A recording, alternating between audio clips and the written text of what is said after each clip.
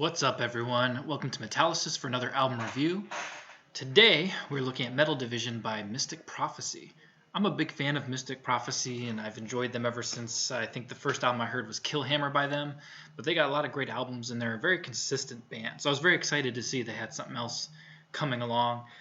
Since Metal Brigade, I believe, is their most recent one, although they did a covers album recently, but that's not really the same thing. So let's look at the album art, as we always do. Mystic Prophecy never fails to deliver with their album art. They have really cool fantasy art, which is pretty typical of power metal, which is the genre that they fall under. So this is really no exception. You have this cool three-headed Cerebrae with, I guess, like a Death Knight and a pretty cool looking, some sort of polearm. Maybe it's not a trident, or maybe it is and it's cut off, but it's a two-pronged polearm of some kind. Really cool helmet. Just very vibrant colors, which is something I always look for in album art. It's the kind of thing that I look at. I'm like, this album art's super cool. I'm going to give it a listen. Although I knew, being a fan of Mystic Prophecy, I'm going to listen to them either way. They also have a really cool logo that very much fits. There's something about logos. I don't know if there's a rule set that you have to have a logo that matches your genre. They have very much that sort of fantasy-esque font that tells you that it's going to be a power metal band. And that's very much what it is. So 5 out of 5 on the album cover art. That's totally up my alley. I love the fantasy art. So into the music, one thing I love about Mystic Prophecy, they're very consistent. Their albums, you could argue, all sound the same, but I think that's a good thing in this case. They have excellent guitar riffs that always have roughly the same tone, great melodies, good guitar solos.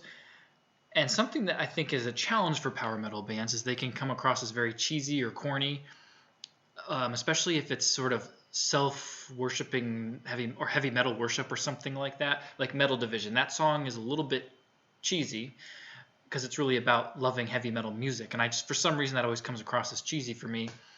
But Mystic Prophecy always flirts with corniness, but never seems to quite go over the edge for me, and I think it's because their vocalist has a certain gruffness to his voice. A lot of power metal has really high-pitched singing, which I think can sound great, and I enjoy that. Or can sound more like opera singing in some cases, depending on the band. But I think they still have a heaviness to their tone that's heavier than your typical power metal, and a heaviness to the vocals that gives it that heaviness that I think prevents it from being cheesy, which is why I think I like Mystic Prophecy so much. So this album holds up just like anything else. They deliver once again.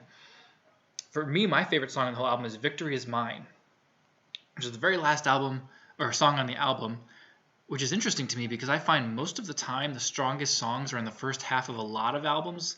Generally speaking, bands like to put their strong stuff up front. They got to catch you with the first song or you're going to go to something else. And they have a lot of great songs on here, but I love this song. It's got a crushing riff to it, a catchy chorus, really good vocal roars and screams, and a really heavy breakdown in it. It's a really ripping song. It's my favorite one on the album. But don't let that fool you. You got Hail to the King, Here Comes Winter, Eye to Eye, and Reincarnation. All these songs I gave 4 or 5s. Excellent songs. All of them have made my Metal 2020 playlist. And a great amount of variance, although it's still very consistent. Mystic Prophecy tends to be pretty consistent in what they deliver. Hail to the King has a more melodic intro, a little bit softer, and then gets heavier throughout the rest of the song, which I like those kinds of transitions.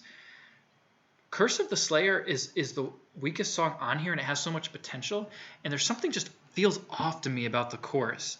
The chorus feels really long and dragged on. I guess it's the pre-chorus phrasing of it, and it doesn't sound very melodic. He's just kind of singing for a long period of time, and then he rushes Curse of the Slayer, and it feels rushed. It doesn't feel like it fits to me. There's something that just feels off about it. I don't know what it is. I'm curious what you all think. Write in the comments if you agree, but it just feels off and like it's missing something. It feels rushed and pieced together.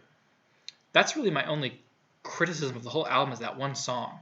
Dracula has a really cool, like almost fun, funky sort of vibe to it. I don't know how to describe it, but it has a really cool groove that's really unique, and then it has a break right before he says Dracula, and I like the way he says it. It's a very cool way to say it. Reincarnation just has really awesome guitar parts, although the chorus can somewhat feel off again, similar to Curse of the Slayer. I don't know what it is about this album where that feels off. There's a couple songs that do that, but still really good songs. Eye to Eye has sort of like a sound. It sounds like it's in a vacuum or sounds distant or muffled or in some way that gives really cool ambiance to it. Really strong song.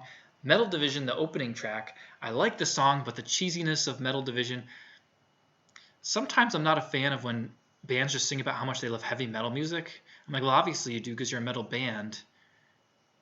And it just comes across as cheesy to me. I still give that particular song a 3.5 because I think it's good, but I think that this is the one song on here that feels kind of cheesy. Like Curse of the Slayer, I give a 3. Reincarnation, I give a 4. It could be higher, but the chorus just feels slightly off to me. Mirror of a Broken Heart, good song, not memorable. I don't really even remember how it goes. I listened to it and it's like, this is okay, but I don't really care to try and listen to it again. Together We Fall and Die with the Hammer both have good riffs to them. They're good tracks, but they don't stand out in any way. 3.5 to both those songs.